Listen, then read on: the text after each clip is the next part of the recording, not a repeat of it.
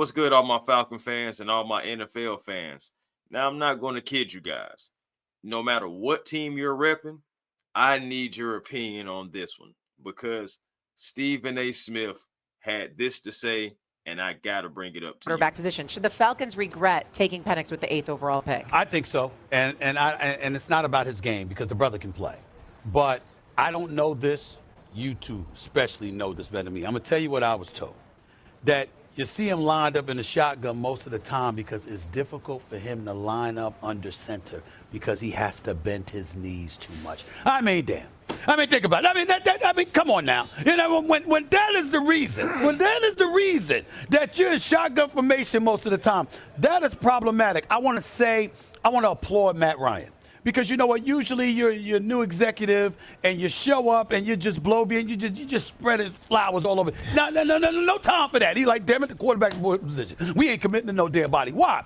Because we paid Kirk Cousins over the last 2 years, okay? Over the last 2 years, they paid Kirk Cousins $90 million, and that's produced 12 wins and no playoff appearances in 2 years, okay? So clearly, you haven't got a return on your investment where he's concerned. Penix is injury prone, so you haven't had that going on.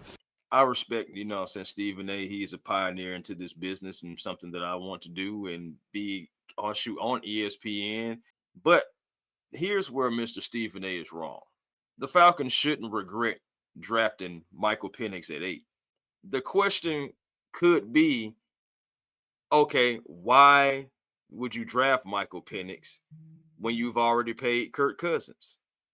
But in reality, why pay a quarterback without securing the future in one of the most important positions in sports? You know what? I'll even take it even further than that because Chris Tipmore was one of the very few guys back then when Kirk Cousins was available saying, please, Falcons, don't take Kirk Cousins. Do not pay Kirk Cousins. Do not bring Kirk Cousins to Atlanta because he was 36, 35, coming off of an Achilles injury. One of the not an ACL, not a hammy, an Achilles, one of the historically worst injuries that a quarterback can have coming off of it. Pocket movement, throwing mechanics, late season durability, and I'm talking about when the times to where it gets cold and certain places you have to go. You have to think about that. It takes a lot to get warmed up playing that type of profession. Then you also think about this. You paid Kirk Cousins. You paid for a coach and you paid for a quarterback. The Falcons should regret paying Kirk Cousins from the beginning. The Falcons should have just went into the whole system and trying to draft them a rookie quarterback from the beginning, whether if it was Michael Penix, Bo Nix, whomever it is, regardless of who the quarterback named, the Falcons had to go get somebody to secure their future. Because again, you paid a quarterback, you paid a win-now quarterback for a roster that wasn't even fully there yet. Think about it. The offensive line was still coming together, getting the camaraderie and the cohesion together. The defense, it was okay, but it wasn't nothing like how it was this past season for the Atlanta Falcons. Nothing like it. They had no elite pass rushers. The coaching staff and scheme was still just coming together. So I go back to it again. The Falcons should regret paying Kirk Cousins.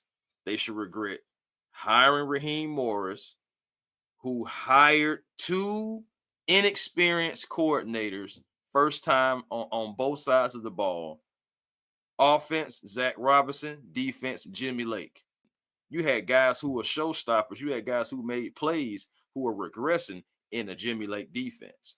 Then you also have an offense who has not necessarily had the magnifying glass on it just yet, but it was inconsistent to the point to where Kirk Cousins literally had to come in and literally be coaching up your inexperienced guy.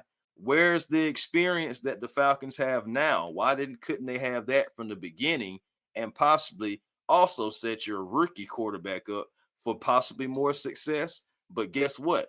The Falcons being 6-3 gave that fan base false hope as well. Because as soon as Kirk Cousins went down, as soon as he had that injury, guess what?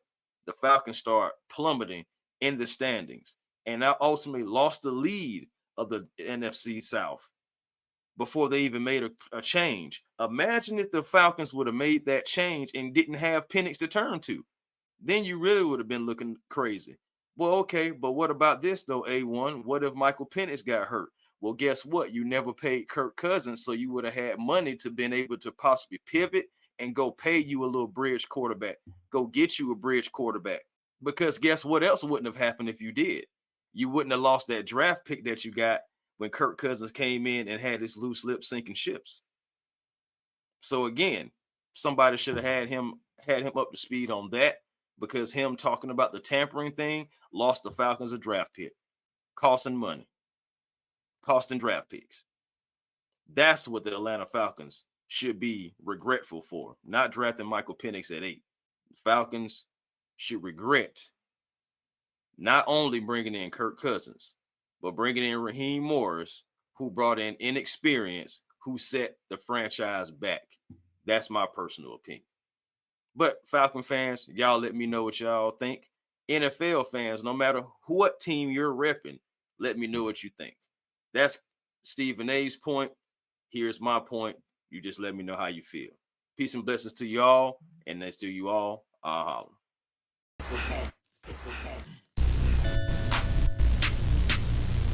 A1. Yeah, truly. Cooler and I'm flyer too. Jam. Cooler and I'm flyer too.